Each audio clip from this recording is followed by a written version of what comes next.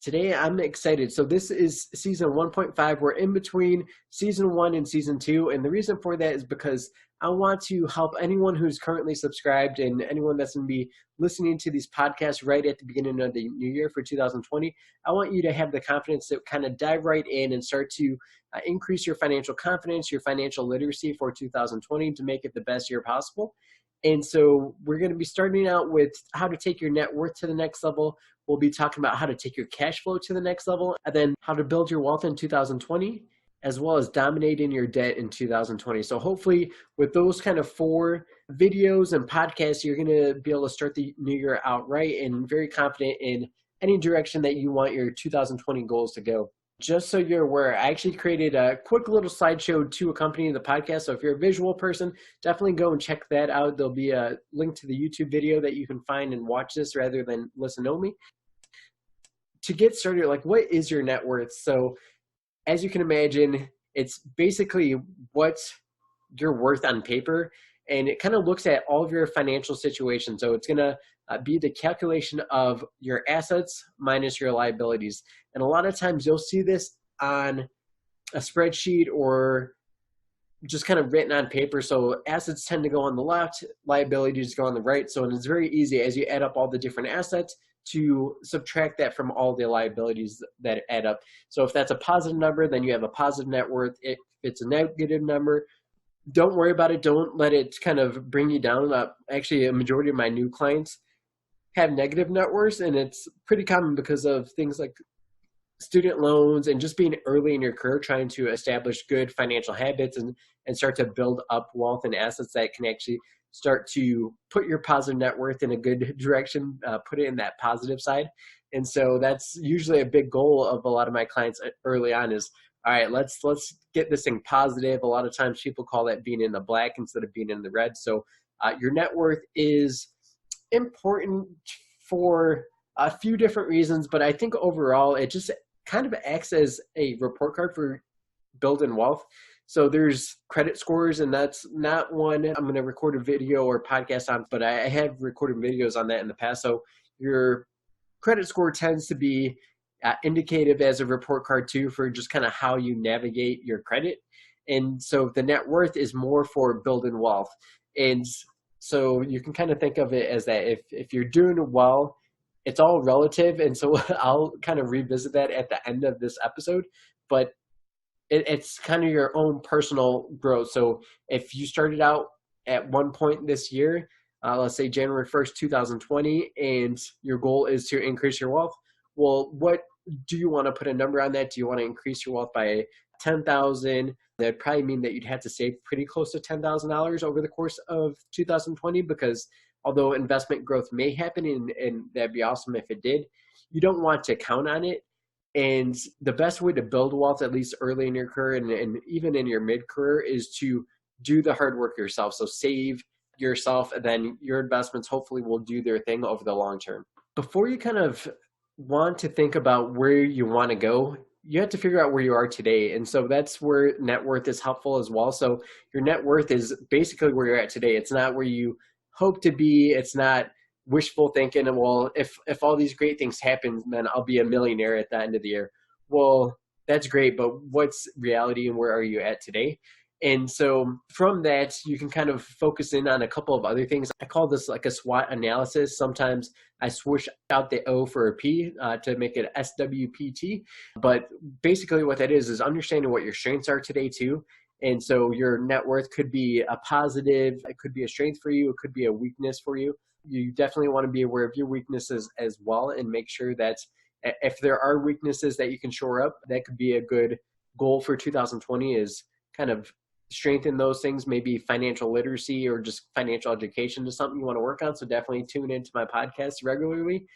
Opportunities, and why I switch out opportunities is because I actually like the word possibilities more when it comes from financial planning, kind of thinking into the future. I think opportunities are great because they kind of come by and they can be whatever, but possibilities is like, whoa, what's all the cool stuff that would inspire you and actually make you want to make changes? Because looking into 2020 or any time that you may be listening to this and wanting to make a change, it's it's not easy to make changes. So you need to really be rooted and grounded in all the cool possibilities if you make these small changes, a small level up improvements over the course of 2020 or 2021, whenever you're listening to this, and just kind of gradually make those improvements. It's going to be painful, so you want to focus on all those cool things that could be possible if you make these changes now. And one of the benefits of starting early is it increases the possibilities, it increases the opportunities.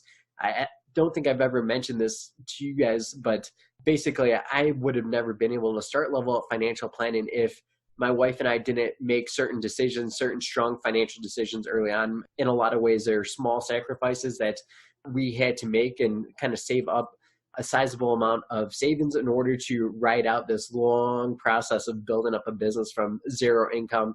Those possibilities wouldn't have existed if we wouldn't have started doing things early, and we didn't actually do it with the thinking that, oh, we're going to save all this money so we can launch a business. It just kind of happened as I was growing frustrated with different things and financial planning, my employer specifically.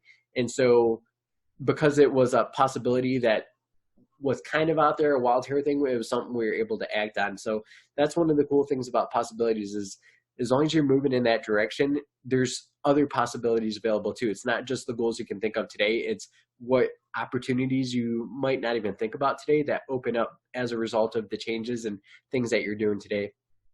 And I think it's important too to be aware of threats. I think that's a big weakness of a lot of people I run into, not having proper life insurance, not having proper disability coverage. A lot of employers only cover disabilities for that specific job title. So what happens is if you could work at McDonald's, well, technically that means you're eligible to work. So you may not be able to get the same types of benefits that you would have thought you were entitled to through your employer disability policy. So you want to make sure it's own occupation disability coverage to make sure that you do not get surprised. So those are just a couple of threats, but there's a lot of different things that you might think of. Once you figure that all out, it's helpful to know kind of what resources you have and your assets, which is the left side of that calculation for your net worth. Assets can be considered resources and helping you actually achieve your goals. And that's basically what our savings ended up being for me, being able to all of a sudden launch a new company that wasn't on our radar initially. And the most common types of assets are going to be like real estate. So that may be your home, or maybe you have rental properties. So that definitely is an asset for sure. There's savings. So that's whether it's check-in, savings, it could be in a CD. Then the third kind of major asset is going to be investments, where it's specific to invest into something that you hope will grow over time. So that could be the stock market, it could be the bond market, there could be some other real estate investment trusts, different types of investments that you have, that you own, with hopes of it increasing in value. So those are what assets are. Assets tend to go up in value. Technically, you can consider like a vehicle to be an asset, but vehicles actually depreciate. And so assets are, it's important to grow this side of the equation for sure. I'm sure early in your career and maybe even now, your liability side might have been grown, but you definitely always want your assets to be grown on that side. And the right side of the equation is going to be the liability. So this is the area where it could, there's a spectrum of debt that you can have. So liabilities are basically debt. It's money that you owe to someone else. That's what a liability is. And not all debt is created equal. So on the left side of this image that I want you to imagine if you're just listening to the podcast, but yeah, definitely if you're watching the video, you'll see it too. On the left side is the bad debt. So it's kind of red arrow there. As you move to the right, it starts to go towards like a green color. And so that would be good debt. So going from left to right, credit cards, horrible debt, bad debt, and it's because the interest rate is so ridiculous. Some of those are like 25, 24%, really high interest rates. Not good to owe balances on that, because just making the minimum payment, you're never going to pay that off. You're going to pay a multiple of what you actually borrowed initially because the interest rate is just so high. So credit cards are great to use if you pay them off every month, but if you don't pay them off every month, they turn into debt, and they turn into the worst kind of debt because of that high interest. As you move along that spectrum, personal loans, still not a great debt to have. They have higher interest rates, the most often I'll kind of see anywhere between like an 8% personal loan rate all the way through like a 16 or 20%. So obviously, depending on the rate, that makes it better or worse in terms of how personal loans fare. But most of the times, those are going to be more for emergency type expenses, which means you didn't have an emergency savings fully funded or established to kind of ride out whatever that situation is. Sometimes people take it out to go do travels and vacations. So not the greatest form of debt to have by any means. The next one, kind of right smack dab in the middle, is going to be an auto loan. So reason why it's not a horrible debt is because the interest rates tend to be reasonable, and that's because it's tied to an asset, which is the vehicle itself. And so decent interest rates, but there's definitely a range of options you can choose when you're purchasing a vehicle. You can purchase a $70,000 vehicle or a $15,000 vehicle, and they may be just as equally reliable. So that's something that personally you have to decide what you're going to do there. You can make a bad auto loan decision, or you can make a good auto loan decision and have it not be such a burden as far as a debt goes. Moving along the spectrum, I'd say people would probably classify this, and I almost was considering just putting this off the spectrum altogether and just putting a question mark next to it. But student loan debt, in my situation, it has been beneficial. In my wife's situation, it has been beneficial. Our specific things that we went to school for and obtained student loans for did end up producing a job that produces a decent amount of income that would easily cover the additional costs of the debt that we have to pay. So I know that's not the case for everyone, but student loans are a form of debt to kind of help you invest in yourself and grow in your career, which could be an exponential return. So I still put that on that spectrum, closer to a good debt than it is a bad debt. But obviously, it's what becomes of that education, which is going to be the biggest tell of whether that was a good investment or a good debt to take on. And then one of the best forms of debt you could have is going to be a mortgage loan. And that's because the interest rates are crazy low still. They're in 3%, 4%, very reasonable.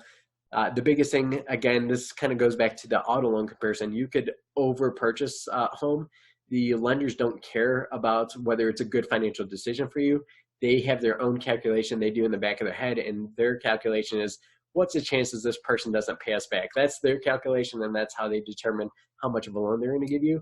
It's not, is this the best thing for this person? So you have to make that decision yourself and weighing your short-term and long-term goals too, because if you're planning on going from a two-income household to a one-income household, you have to factor that in, because when you have a two-income household, they're going to let you get approved for a lot higher of a mortgage loan. So just weigh those things out. Make sure you have these conversations before you make these big financial commitments, because they can be super stressful if you don't think even just a few years in advance of kind of what some of your short-term goals might look like.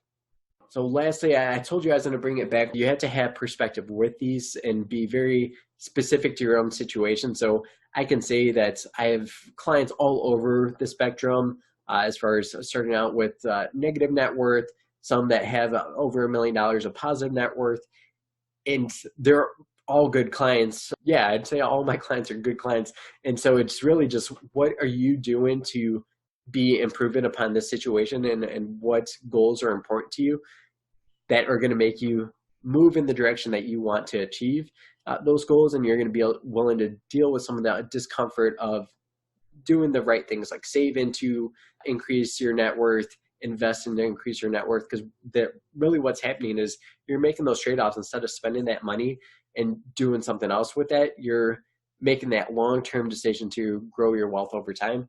And your situation is different from everyone else. I mentioned student loans. I mentioned myself and my wife have student loans, and a lot of my clients have student loans, but that's not everyone. If you don't have student loans, then that's a great thing that kind of gives you a slight head start there. But there might be other stuff in your past. Maybe you didn't go to school, and that's why you don't have student loans. So you might have a different path that you have to take.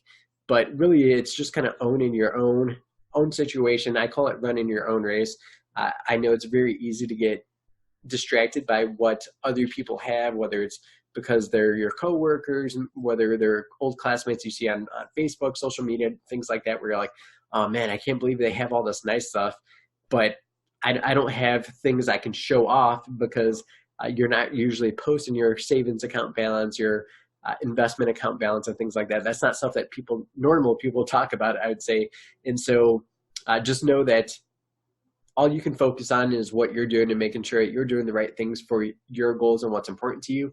And don't let what other people are doing, because I'd argue a lot of times the people that are flaunting those things and sharing those things, they're not making the best financial decisions. I would say 90% of the time. If they're constantly showing off stuff, their net worth does not look that great, and it probably never will. And so unless they kind of have a reality check and want to start making improvements. So hopefully this is helpful for you. I want you to know, whether you're starting with a negative net worth or a positive net worth, you can improve, you can make better financial decisions, you can improve and attain your goals in a way where you're still able to live a great life and balance things out. It just takes a little bit of hard work and structure to make those things possible. And so hopefully you'll get that with some of the other podcast episodes that you'll get in this kind of half a season that I'm going to just kind of crank these things out for the new year 2020. Have a great 2020. And as always, feel free to reach out if you ever think that you need more one-on-one assistance.